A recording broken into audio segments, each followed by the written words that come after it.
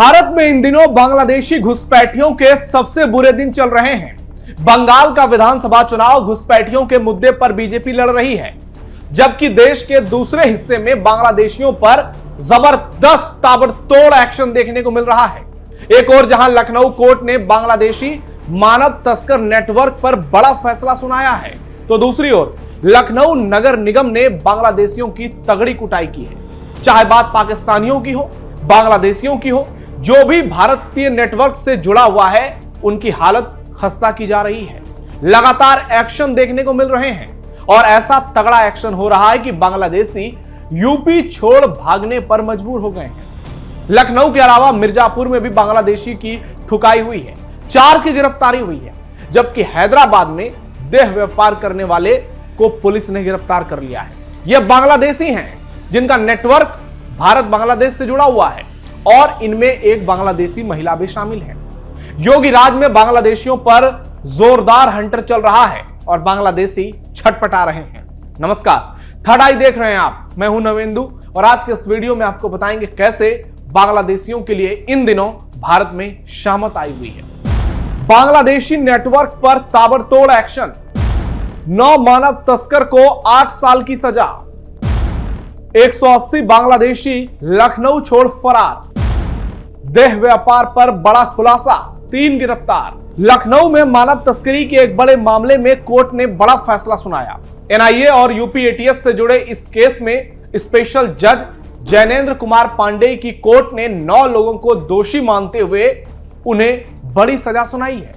Court ने जिन्हें सजा सुनाई है उन दोषियों के नाम आपको बता दें। मोहम्मद नूर, रहमतुल्ला, शबीउर रहमान, इस्माइल, अब्दुल शकूर, आले मियां, मोहम्मद रफीक, बप्पन और मोहम्मद हुसैन। ये वो 9 लोग हैं जिन पर लखनऊ कोर्ट ने बड़ा फैसला सुनाया है।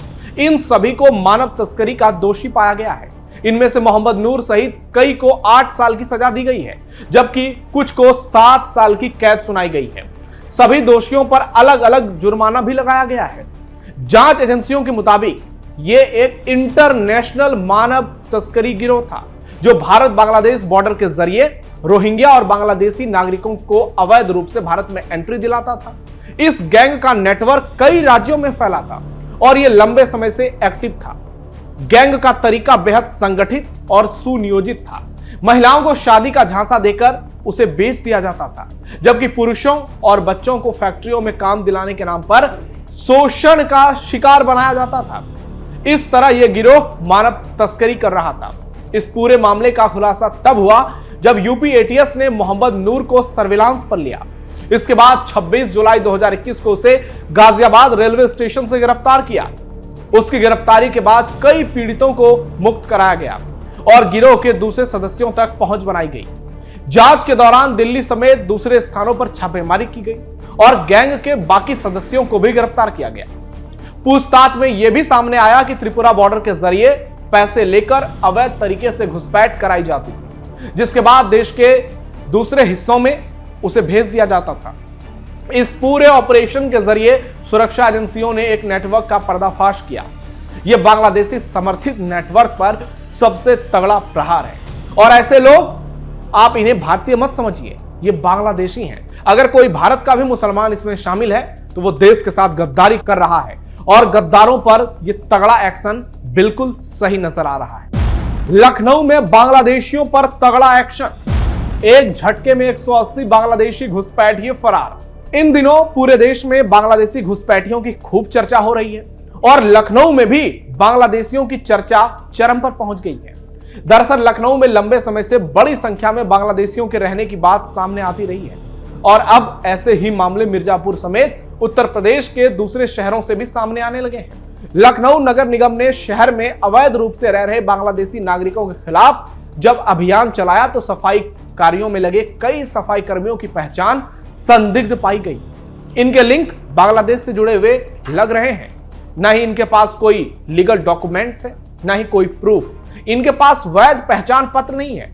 इस अभियान से बांग्लादेशी घुसपैठिया गैंग में हड़कंप मचा हुआ है, जिसके चलते लखनऊ से 180 सफाई कर्मी गायब हो चुके हैं, फरार हैं। बाउंड्री कूद कर ये लोग भागे हैं पुलिस के डर से। और अब स्थिति ऐसी है कि लखनऊ में सफाई कर्मियों की किल्लत है। नगर निगम में कई संदिग्धों ने अब काम छोड़ दिया है और असर इस कार्रवाई का यह हुआ कि सफाई व्यवस्था में श्रमिकों की संख्या में करीब 15% की कमी आ गई। कई कर्मचारी या तो ड्यूटी से गायब हैं या फिर पहचान पर सवाल उठाने के बाद वहां से फरार हैं।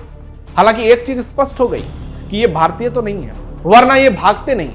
ये बांग्लादेशी हैं, ये घुसपैठिए हैं, ये भारत के दुश्मन हैं, ये भारतीय नागरिकों के दुश्मन हैं, ये भारतीय लोगों के हक खाने वाले गद्दार हैं। क्योंकि जब नगर निगम ने इन कर्मचारियों से आधार, पैन या फिर दूसरा डॉक्यूमेंट्स मांगा तो ये लोग फरार हो गए, जिसके चलते अब गंभीर सवाल खड़े हो रहे हैं। मिर्जापुर में भी 4 बांग्लादेशी गिरफ्तार, लखनऊ से सैकड़ों बांग्लादेशी फरार हैं। इसी बीच मिर्जापुर से भी बड़ा मामला सामने आया। यहां पुलिस ने 4 बांग्लादेशियों को गिरफ्तार किया।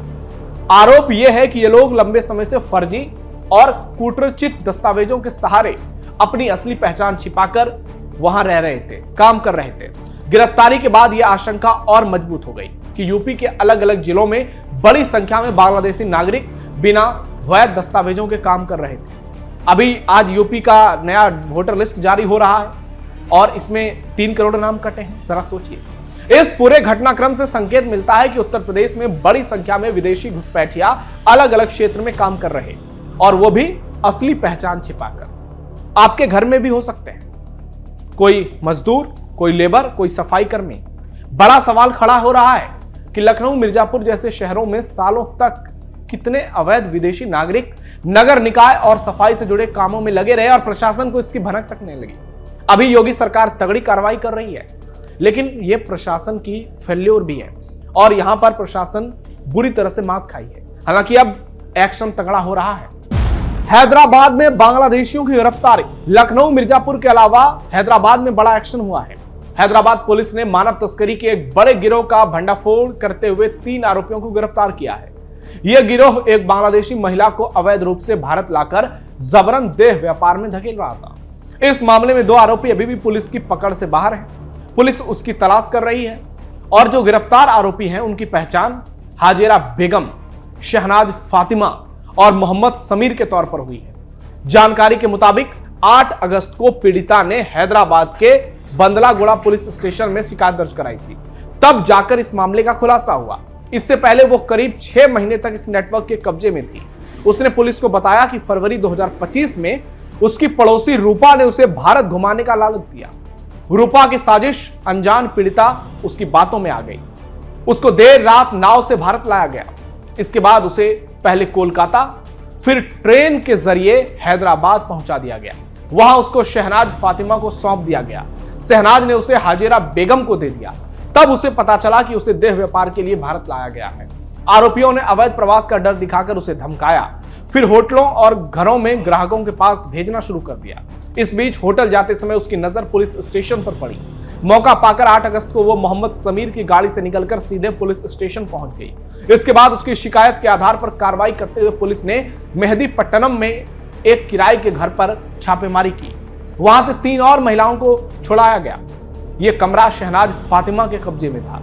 यह सरवर नामक आरोपी लड़कियों को पश्चिम बंगाल से लाकर रखता था। पुलिस ने 3 आरोपियों को गिरफ्तार कर लिया, जिनको न्यायिक हिरासत में भेज दिया गया। सभी पीड़ितों को सुरक्षित रेस्क्यू होम में शिफ्ट किया गया है। पुलिस के मुताबिक यह नेटवर्क केवल हैदराबाद तक सीमित नहीं है, बल्कि पश्चिम बंगाल और बांग्लादेश तक इसकी जड़ें फैली हैं। गरीबी, भरोसा और झूठे वादों के जाल में फंसाकर महिलाओं की जिंदगी बर्बाद करना इनका मकसद है। लेकिन इस कार्रवाई से इस नेटवर्क का पूरी तरह से मटियामेट हो गया। पुलिस इस मामले की जांच कर रही है। 3 आरोपियों की गिरफ्तार हुई है, 2 फरार हैं। बहुत जल्द ये भी यूपी पुलिस की गिरफ्त में होंगे। कुल मिलाकर भारत में लगातार बांग्लादेशियों पर एक्शन हो रहा है, पाकिस्तानियों पर एक्शन हो रहा है, इनकी तगड़ी कुटाई हो रही है। और अब आने वाले समय में जैसे जैसे उत्तर प्रदेश के विधानसभा चुनाव नजदीक आएंगे, ये एक्शन आपको और बड़े पैमाने पर देखने को मिलेगा। अब आपकी क्या राय है? आप क्या सोचते हैं बांग्लादेशी और पाकिस्तानियों के बारे में, जो लोग भारत में घुसपैठ करके भारतीयों का हक मार रहे हैं? कमेंट बॉक्स में राय दीजिए। वीडियो को लाइक कीजिए, शेयर कीजिए और फिलहाल के लिए इतना ही। धन्यवाद।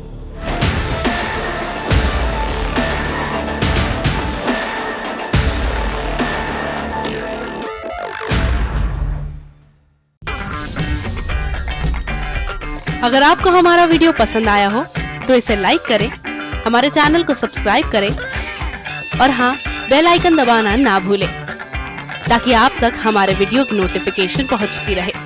आप अपना सुझाव हमें कमेंट बॉक्स में दे सकते हैं। हमारे साथ जुड़ने के लिए शुक्रिया।